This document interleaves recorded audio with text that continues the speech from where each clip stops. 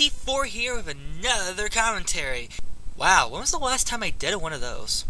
Well, anyway, today's commentary is going to be on a channel on YouTube known as Navgting.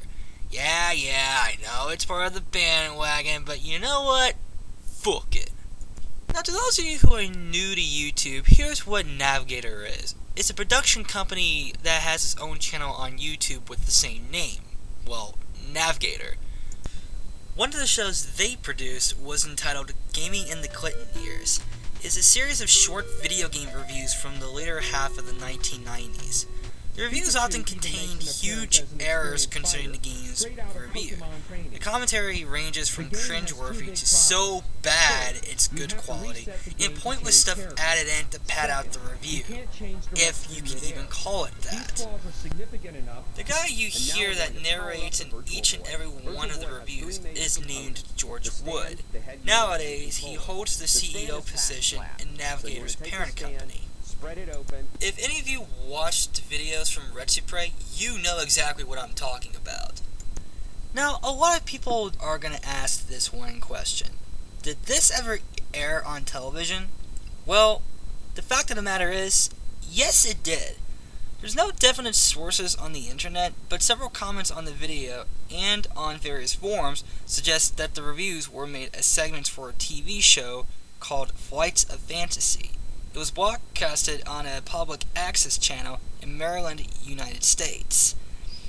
Now, for any of you that have never watched a Navgting or a Retsuprey video, well, you clicked on the right video, because I'm going to commentate on one of his videos.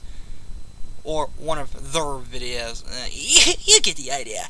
Let's begin, shall we? Super Smash Brothers is not a wrestling game. No, really? I thought it was a wrestling game. Thank you, Mr. Wood, for pointing out the fucking obvious. Instead, it's a collection of almost every Nintendo mascot known to man. You know, if you're gonna just start off like that, that's a poor way to present it. Just say Super Smash Bros. Is a fighting game based on Nintendo's properties. There. That's it. That's all you have to say for the intro. That's how you start your review. Boom. Where's my Italian sub, damn it? Pikachu even makes an appearance as an experienced fighter, straight out of Pokemon training. Hey guys, you ever heard of a Pokemon game called Pokemon Training? Yeah, I didn't think so. All characters have the same commands for special moves, which utilize taps and tilts on the analog joystick. But if you really want to use the special moves, you have to not only use the analog stick, but you have to press the B button. I know I'm pointing out the obvious here, folks, but believe me, this guy really doesn't do a good job on analyzing the game in general. The game has two big problems.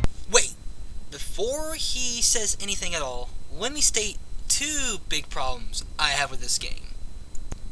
One, the stage selection seems limited. I mean, you only have 8 stages and a random stage mode.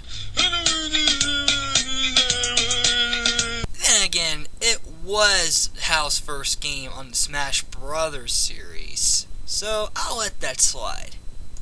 The second problem I have with the game is that even the presentation is all nice. I find that the character polygons, even for its time, didn't look too well. I mean, look at Yoshi. What the hell happened to him?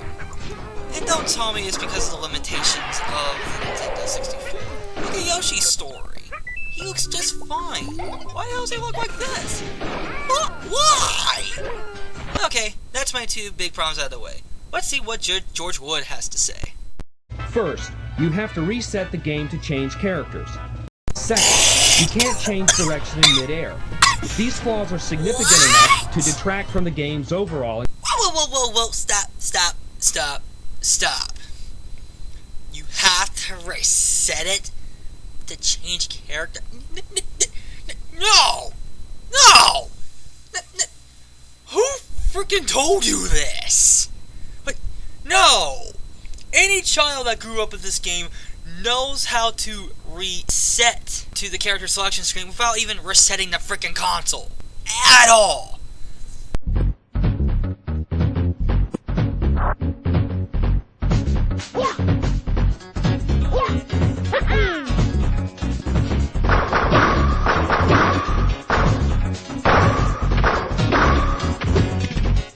Second, you can't change direction in midair. And so what if you can't do that? It doesn't necessarily mean that it destroys the fun of the game. These flaws are significant enough to detract from the game's overall enjoyment. Wait a minute. That's it? That's all you have to say about the game? You only talked about the game in 30 seconds approximate. Are you joking? No. No, I cannot end my commentary like this. There is no way that I'm gonna end this video off like this. No way. You know what? I'm gonna do another commentary on another Navigator video. You all must be laughing from my frustration, aren't you? Alright, what's the next video I gotta tackle? And now we're going to power up the Virtual Boy.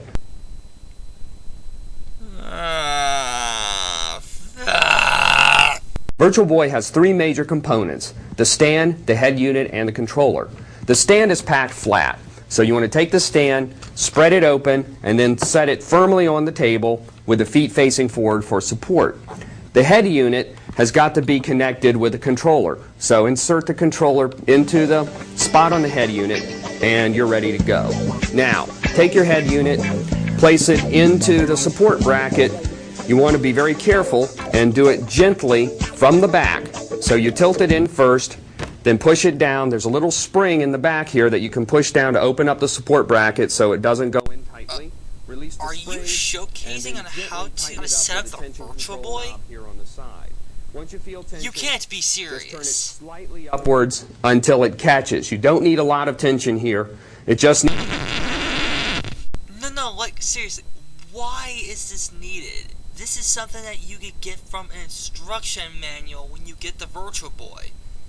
Let alone, at the time, everyone else was just waiting for the Nintendo 64.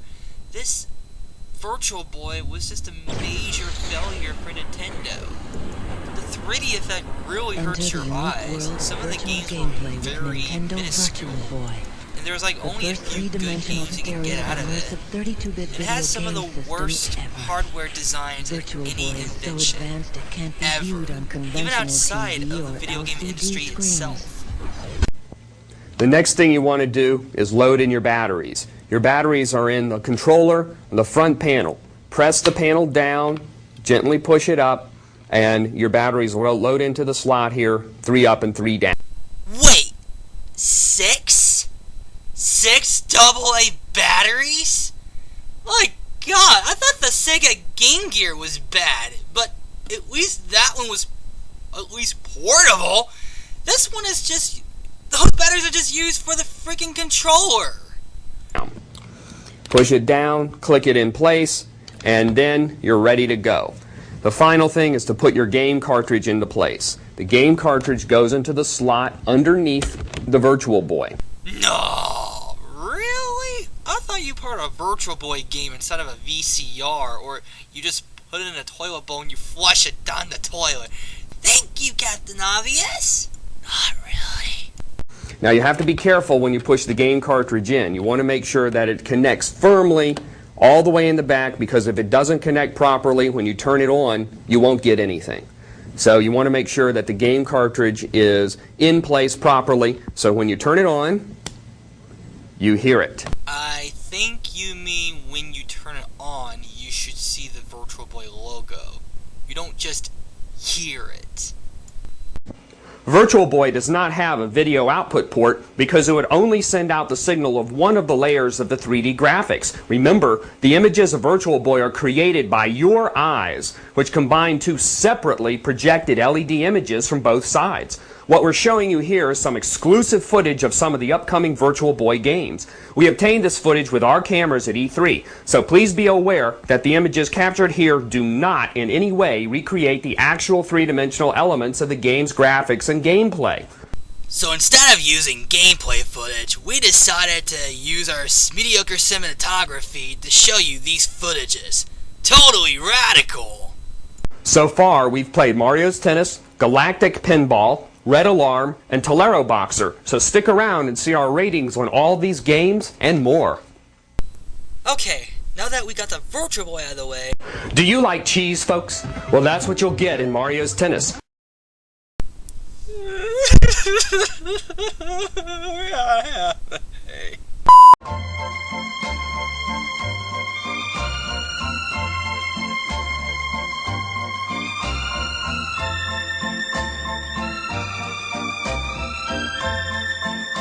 Cheeziness. Well, it's actually not that bad.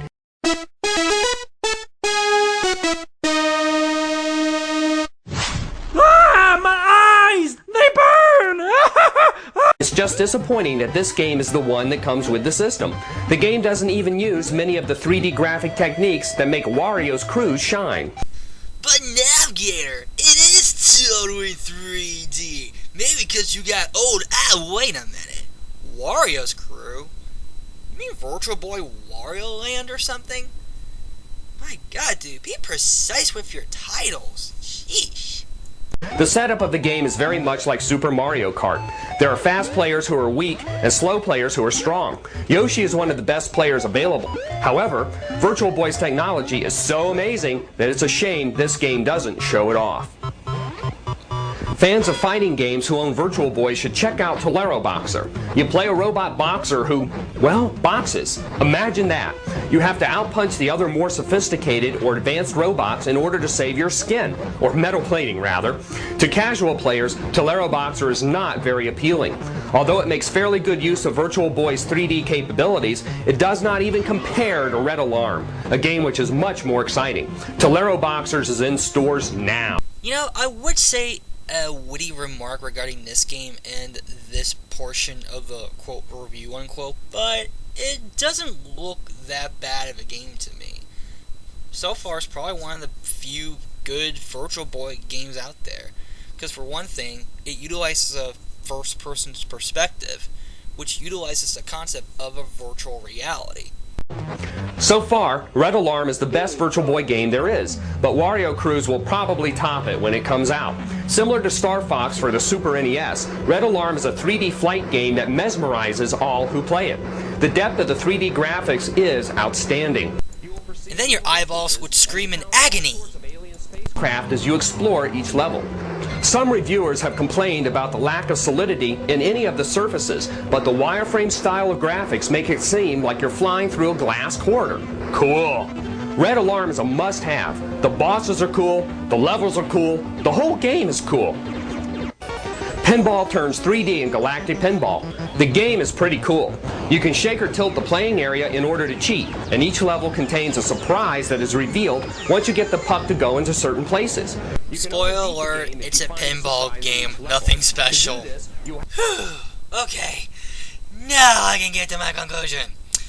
In conclusion, Navgator, well, the channel itself, if you can call it that, is subpar at best. He gives out information, but usually misinformative. Especially in his Super Smash Bros. Quote, review, unquote. Now, why he did an overview for the Virtual Boy, I have no idea. It really seems to have no point. It's like me doing an overview for the Nintendo 64. And I'm pretty much going to leave it at that. This is T4 saying, have a nice day, everybody. Now, you may go, excuse me, I'm going to play on a real console. You know, the N64, the one that everybody was supposed to wait, but, you know, everybody's like waiting for the Virtual Boy, and you get the idea.